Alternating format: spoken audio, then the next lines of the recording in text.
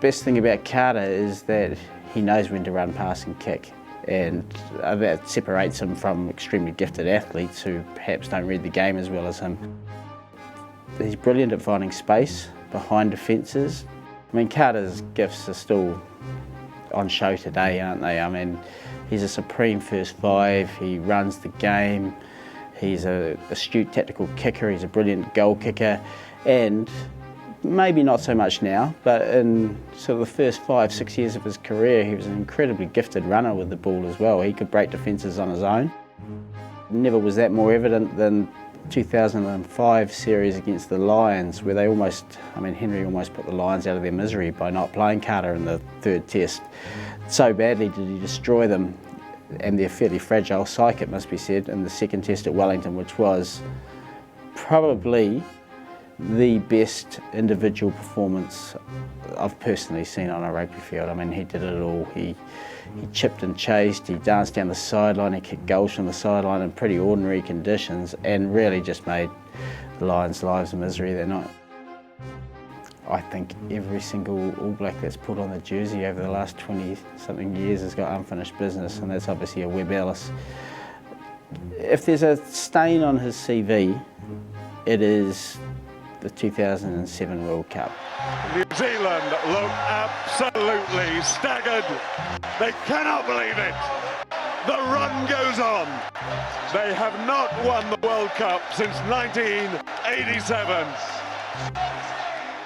He was injured during that quarter-final. He watched from the bench. In no way am I saying that Carter cost us that quarter-final defeat. But, you know, if he's looking for a bit of redemption, then you know, doing a lap of honour at the end of 2011 would go a long way towards it.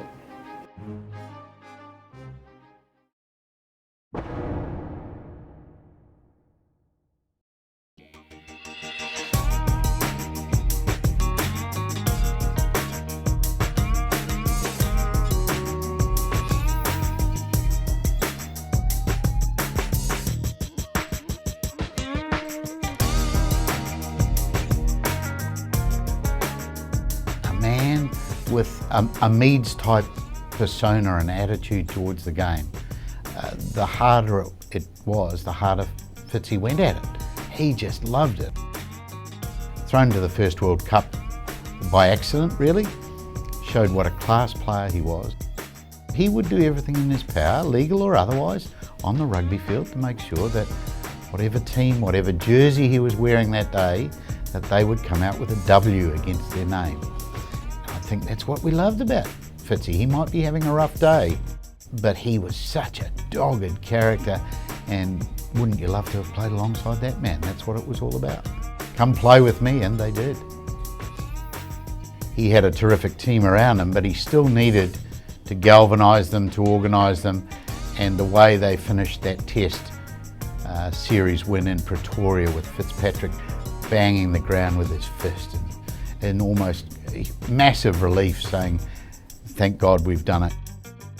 4 tests over there, flying around the place, being heckled from dawn till dusk by our traditional rivals, those Springboks who we love to play and hate and beat, but we'd never been able to in South Africa, and here was Fitzpatrick trying to lead a team to that historic first. It was a wonderful result for a bloke who we weren't to know, but who was probably going to have to be forced to retire through injury not too long afterwards. He has become, by his own hard work, dedication, much as he did in his rugby field, one of the game's great ambassadors.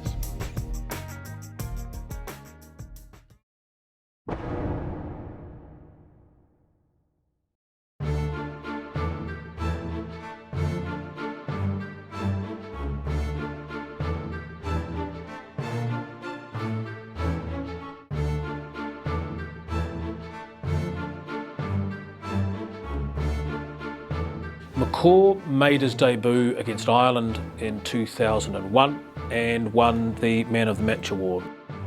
Since then, he's become the world's best number 7 without question. He's an inspirational figure. His captaincy has got better as he's gone on. There's no question that the All Blacks are a far better team when he's there than when he's not. And McCaw, he's got indefatigable qualities about his play. He's had to put up with some injuries. He's had bangs on the head and he's had disruptions with leg injuries at various times. But he is a truly great player. It's an interesting point about how you would compare McCaw and Jones, who would be the other player you'd look at. At the time, you would have said Jones. It would be very hard to imagine somebody who's better than Jones. Well, McCaw's come along and moved things a stage further forward. But he's a player that you look at and you say that he can inspire those around him. You wouldn't question his courage at all. Terrific tackler, very good nose for the ball. So he's really a complete number 7. He's the man by which all others are judged in that position. Can't ask for more than that. If you think of other All Blacks, such as Buck Shelford was a prime example, I always thought, who, with the rules of the day, would pick the ball up off the back of a scrum and he would charge forward, he'd make a few metres. And it would be very much a case of get in behind me, lads. And yeah, McCaw has that quality about him as well. And in fact, if you look back in 20 years' time and you say, well, who was the best All Black number 7? You will get those who will say, well, Jones was pretty hard to beat, but what about McCaw? And I think you'll find that most would actually say that McCaw, for his ability as a player, but also his ability to understand the game and the rules and what he is allowed to do as a number 7 in terms of rucks, tackled ball situation, he's outstanding. There's no one to compare him with.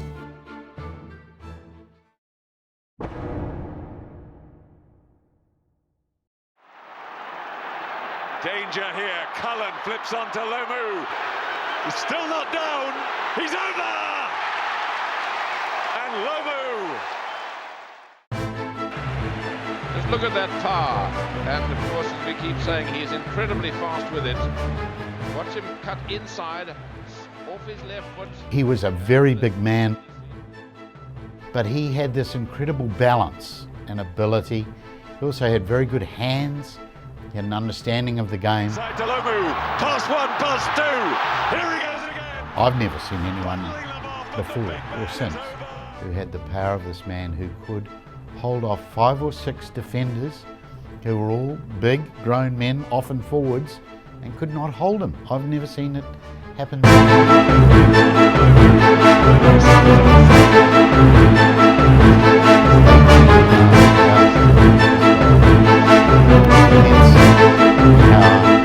Skill and technique, and he's just one of a kind. He pulverised the English several times. Remember a game against England when he scored a try in a corner and swatted about 5 or 6 of them off. He was fated by them. They loved him over there, as whenever he travelled, they swarmed upon him. Yeah, the man was just an absolute magnet for the game, and I think it's somehow been a bit of a pity that he hasn't been embraced more in New Zealand. Now, whether we could have done that or not, I'm not sure, but I think this is the type of person who, were he to become a rugby ambassador in New Zealand, it would be sort of a Peter Pan for the game in New Zealand. In almost the easiest of fashion.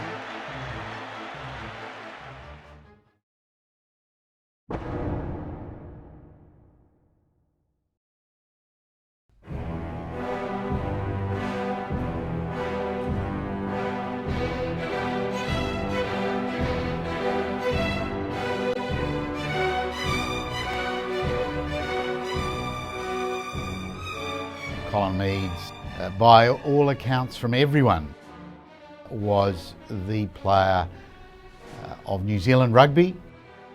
He had an enormous impact really when there was no television in New Zealand, and then when television started.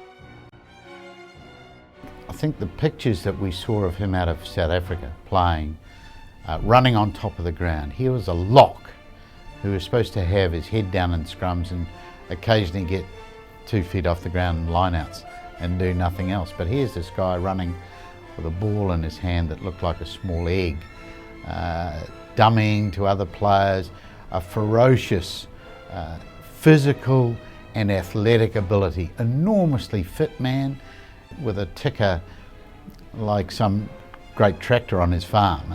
Just a special, physical beast. Pine Tree is a loved and revered figure. He has given a great deal of his time, energy to charities.